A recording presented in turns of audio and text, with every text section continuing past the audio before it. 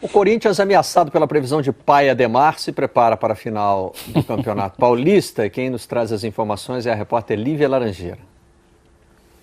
Oi, Barreto, boa tarde a todos os amigos do Seleção. O Corinthians treinou hoje de manhã debaixo de muita chuva aqui no CT Joaquim Grava, na preparação para a final do Campeonato Paulista nesse domingo contra a Ponte Preta na Arena Corinthians. A principal notícia dessa sexta-feira foi a confirmação do Fagner no time que enfrenta a Ponte. O Fagner, a gente lembra, tinha sido suspenso por causa daquela confusão em que ele se envolveu com o Cueva do São Paulo ainda na semifinal, mas o Corinthians, o departamento jurídico do Corinthians, conseguiu um efeito suspensivo, então o lateral direito está confirmado na partida desse domingo. Com isso, o Corinthians tem só 2 desfalques, o Gabriel e o Rodriguinho, ambos levaram o 3º cartão amarelo no primeiro jogo da final, então não enfrentam a Ponte nesse domingo. No lugar do Gabriel, o Paulo Roberto já estava garantido, já era o nome certo aí nesse meio do Corinthians. E aí hoje, na coletiva de imprensa de hoje, o Fábio Carille confirmou que é o Camacho quem entra para substituir o Rodriguinho. Camacho, eu ganho mais posse de bola, eu ganho mais qualidade.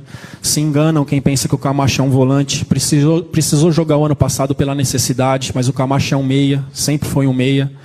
E por isso a opção de manter 2 jogadores armadores na equipe, sendo Jadson e Camacho para esse jogo. Apesar da confirmação do time titular, o Carille ainda não definiu como é que o Corinthians vai entrar em campo para enfrentar essa Ponte Preta. Se vai jogar no 4-1-4-1 ou se joga num 4-2-3-1. Ele falou também sobre esses diferentes desenhos táticos, sobre as possibilidades de como o Corinthians vai se apresentar nesse domingo. Eu treinei as 2 situações, um losango com o Jadson na frente desses 3 jogadores, e o 4-1-4-1 com o Maicon e Camacho mais à frente do Paulo Roberto.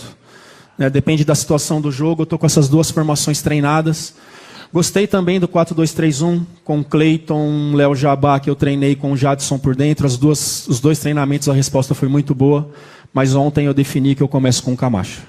E o Carille confirmou também que o capitão do Corinthians nesse domingo vai ser o goleiro Cássio, até como uma forma de homenageá-lo. Assim, se o Corinthians confirmar esse título muito provável depois de abrir esse 3-0 na primeira partida, quem levanta o troféu então é o goleiro Cássio. Tá certo, Barreto? Eu volto com você, bom programa.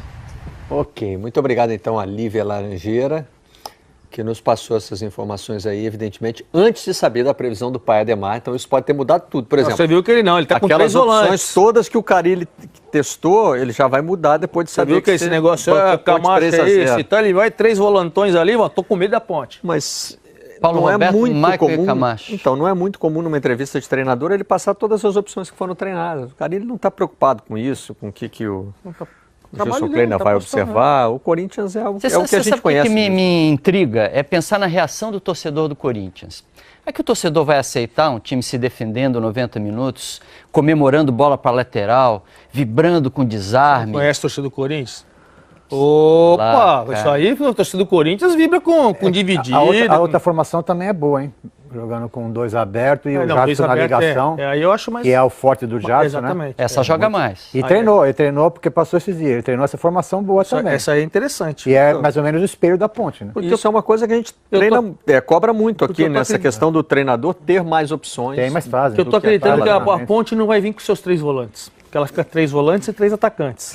Eu tô achando que ele vai colocar um meia aqui para tentar fazer a bola chegar. Mas aquele Jadson joga de meia também, né? Mas eu acho que ele é aquele meia mais brucutuzinho. Mas ele joga um pouquinho mais avançado, mais não é aquele com qualidade. Só se ele for que veio do Bahia lá, como chama? O Cajá? Mas não sei se o Cajá está inscrito. Eu, honestamente, eu não sei. Acho que está inscrito no Paulista? Tá sim. Está inscrito no Paulista? Ele chegou para a segunda fase. Então tá. Se ele está inscrito, pode surpreender aí. Porque daí a bola começa a chegar mais... E tem a bola parada, né? Tem um cara que mete a bola, experiente. A verdade é que a tarefa da Ponte é uma tarefa muito ingrata. É só você acredita. Mas eu acredito. Eu acredito. Vai ganhar sozinho na loteria. Gilson Kleina, amigo. O Galã. O Galã. Galã. Chamado de Galã. Gilson Kleina. É o seguinte, ó. Faz um golzinho com 5 minutos ali, o Corinthians já daquela bambeada, 2-0 no final do primeiro tempo, vai pro vestiário e tudo. Meu Deus, o que tá acontecendo? Arena em silêncio. Ai, meu Deus, a arena em silêncio, vai vir começar 3 E aí fica, pra trás! Acorda, Demar! Aí vai pro pênalti. Aí vai pro pênalti. E aí? Aí vem a nossa aranha caranguejeira lá.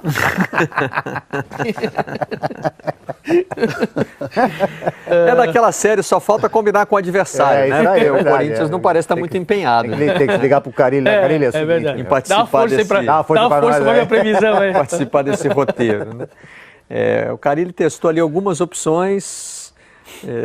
Birner, André, parece que ele também está se preparando para diferentes posicionamentos da Ponte, né? Porque a Ponte precisa pensar mesmo o que fazer para sair do seu comum, que é atacar e se defender para atacar em velocidade e agredir o Corinthians para conseguir esses 3-0 fora de casa, né? Esse é o jogo que a Ponte é obrigada a correr riscos, né? Então é marcar mais adiantada, tentar ditar o ritmo do jogo, tornar a partida desconfortável para o Corinthians em Itaquera. Eu acrescento o gramado do Corinthians, que favorece muito a equipe de Parque São Jorge, escorregadio, como outro fator favorável ao time de Carille, que perde, para mim, bastante no meio de campo com a saída do Gabriel. Ali não tem um substituto que se aproxime do primeiro volante do time, um cara que tem noção de cobertura, que se entendeu com os zagueiros. Quando o Corinthians tenta fazer a saída de bola, é um dos atletas importantes nisso. Apesar de eu achar que se a Ponte adiantar a marcação, o Corinthians não vai forçar muito a saída de bola, vai fazer essa transição por cima, lançamento direto para o Jô, para tentar ganhar essa bola por cima e alguém ficar com a segunda ali e construir lance de gol. Funcionou assim em Campinas. O Atlético Mineiro foi campeão do Cuca, fazendo transição de bola pelo alto para o Jô, o campeonato inteiro. E ali tinha 3 jogadores muito inspirados na época, o Bernardo Tardelli e Ronaldinho, que ficava com essa bola. O Corinthians não tem esses 3 inspirados, mas assim fez o gol, por exemplo, na bela jogada, Romero, pivô do Jô, finalização do Rodriguinho. Acho, inclusive, que a ausência do Gabriel vai ser mais sentida que a do Rodriguinho, mas mesmo assim, o placar de 3-0 e a necessidade da Ponte ter a bola, jogar no campo do Corinthians, oferecer o contra-ataque, correr mais que o adversário muitas vezes, porque tem que fazer essa recomposição quando perde a bola, porque a marcação na frente, para um time que não está habituado a atuar sempre assim, ela é mais desgastante do que a equipe que fica posicionada por zona certinha no campo de trás ou na meia pressão.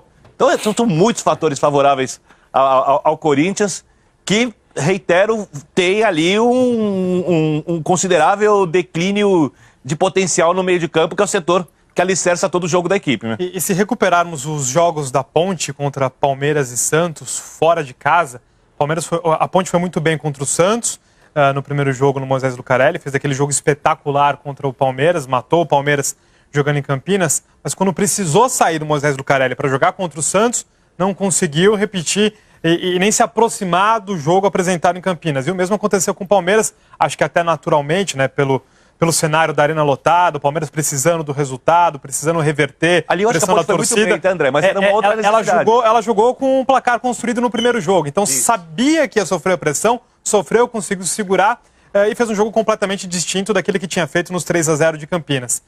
A Ponte vai precisar fazer contra um Corinthians extremamente organizado, um jogo muito parecido com aquele que ela fez contra o Palmeiras, por exemplo, em Campinas, sendo que ela não conseguiu fazer isso contra nenhum grande jogando fora de casa. A situação é extremamente desconfortável.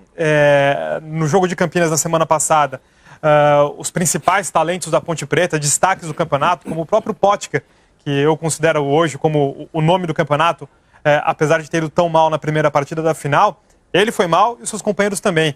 Acho que talvez o Cleison tenha se destacado ali um pouco no ataque da Ponte. Mas é difícil a Ponte repetir aquilo que ela fez contra Palmeiras e Santos em Campinas, fora de casa. O jogo é absolutamente confortável para o Corinthians, por tudo aquilo que o Corinthians fez no campeonato e principalmente por esse sistema defensivo tão seguro que fez com que a Ponte ficasse bem longe da sua grande área em Campinas. Nada que a Ponte fizer sem uma atuação abaixo da média do próprio Corinthians vai funcionar. Não basta a Ponte jogar muito bem. A Ponte não pode errar. Ela precisa contar com uma atuação do Corinthians abaixo, por exemplo, das que o time teve contra o São Paulo e no primeiro jogo. Talvez pior até do que o Corinthians contra o Botafogo em Ribeirão Preto, que foi o pior jogo do time no mata-mata do estadual. Não basta a Ponte jogar o que ela sabe. Ela precisa contar com uma tarde muito ruim do outro time jogando dentro de casa também. E uma coisa óbvia, né? Como foi a do Palmeiras em Campinas, por exemplo. E uma coisa óbvia, a Ponte vai precisar se expor, vai precisar buscar o resultado. e vai, em alguma medida, abrir espaço para o Corinthians, que foi o que aconteceu no jogo do Corinthians contra o São Paulo no Morumbi. E o Corinthians, para esse jogo, no seu estádio, com gramado como o Vitor explicou aqui no Seleção, que favorece o estilo de jogo do Corinthians, é difícil que a Ponte consiga construir um resultado tão grande como esse. Nós temos um campinho da Ponte montado com informações dos setoristas do clube. Mas antes de mostrar o campinho, só queria registrar aqui, já está aí ele, ó.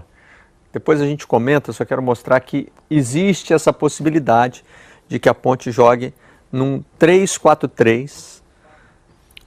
Com um dos laterais fazendo papel de terceiro zagueiro? Exatamente. Essa seria uma possibilidade. Antes da gente comentar como é que fica esse time, se ele é suficiente para incomodar o Corinthians ou não, só queria fazer um registro aqui de uma mensagem que o André Hernan acabou de receber, né, Hernan? O Eduardo Batista entrou em contato aqui, provavelmente acompanhando o Seleção Sport TV,